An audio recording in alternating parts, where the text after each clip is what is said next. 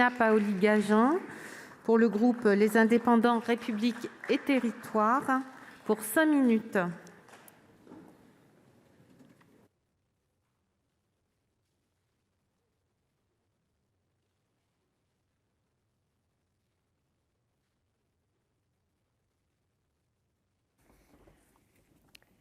Monsieur le Président, Madame la Présidente, pardonnez-moi, excusez-moi, Monsieur le Président de la Commission, Monsieur le rapporteur général, Monsieur le Ministre, mes chers collègues, pour la représentation nationale, il n'y a rien de plus facile que de voter une dépense et rien de plus difficile que de voter une recette. Avec le temps, ce mot de Frédéric Bastiat n'a rien perdu de sa justesse. Et pour cause. Lorsqu'on vote une dépense, on croit faire des gagnants. Lorsqu'on vote une recette, on pense faire des perdants. Ce raisonnement peut valoir au cas par cas. Il ne tient ni à l'échelle d'une nation, ni sur un long terme. Ainsi, lorsque notre taux d'endettement a bondi de 20 points de PIB en un an, nous devons aujourd'hui faire preuve de lucidité face à ce mauvais penchant. La crise sanitaire risque de se prolonger et il nous faut, dès maintenant, préparer un nouveau modèle de développement pour rembourser notre dette. Car cette crise globale est trop profonde pour que nous cherchions à la régler par plus de dépenses et moins de recettes. Le défi est immense. Il consiste à préparer le terrain pour une croissance d'avenir en semant les germes de l'innovation, de la réparation et en sapant les ferments de la colère sociale. Cette première partie du projet de loi de finances pour 2021 nous a permis de confronter de façon concrète différentes visions de ces nouvelles perspectives de croissance. Le groupe Les Indépendants s'est attaché à défendre les mesures qui renforceront demain la compétitivité de la France et l'attractivité de nos territoires. Je pense en particulier à la baisse des impôts de production. Je suis certaine que nous en verrons très rapidement les bénéfices pour nos PME, PMI et nos ETI qui, nous le souhaiterons, investiront et recruteront davantage dans nos territoires. Cette mesure a reçu un accueil très favorable au Sénat.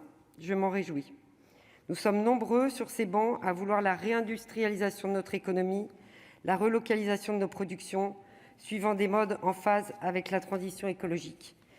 Voilà qui devrait y contribuer efficacement. La partie n'était pourtant pas gagnée d'avance, puisque cette baisse d'impôts s'effectue aux dépens des collectivités locales, dont nous souhaitons tous préserver l'autonomie financière. Mais sur ce point, je pense que les amendements présentés par la Commission ont renforcé les gages que le gouvernement avait donnés. L'État compensera bien ces pertes de recettes et les collectivités n'auront plus à choisir entre équilibre de leurs finances et compétitivité de leur territoire. Pour nous sortir de la crise dans laquelle le virus nous a plongés, nous devons innover et produire en France, sur l'ensemble du territoire. C'est pourquoi notre stratégie doit consister à alléger la pression fiscale qui pèse sur le capital et sur le travail, quitte à augmenter la fiscalité sur la consommation. En matière de politique fiscale, nous assumons le pari de la compétitivité de nos territoires. C'est dans cette même logique que nous avons reversé au débat notre proposition de TVA sociale qui vise à taxer davantage la consommation pour mieux rémunérer le travail. L'intérêt est double.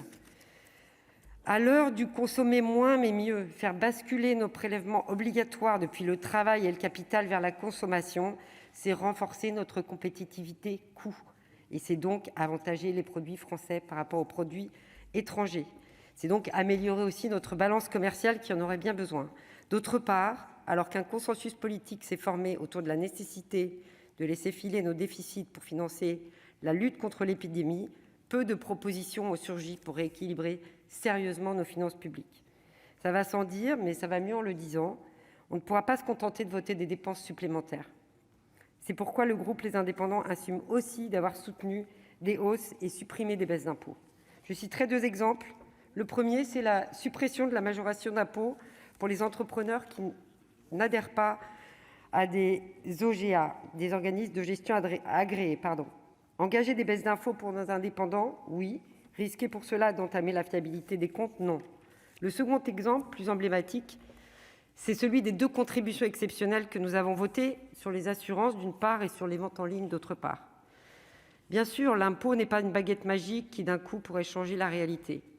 Mais les Français attendent des entreprises qui ont tiré profit de la crise, car il y en a, aux dépens des autres et au gré des circonstances, qu'elles fassent un effort de solidarité. Je doute que l'Assemblée conserve ces contributions exceptionnelles de solidarité, mais nous avons souhaité envoyer un message fort et nous espérons qu'il sera entendu par les grandes entreprises. En conclusion, je considère que le Sénat a apporté, dans un esprit de responsabilité, d'importantes améliorations à ce budget. Et c'est dans ce même esprit de responsabilité que notre groupe souhaite aborder la seconde partie.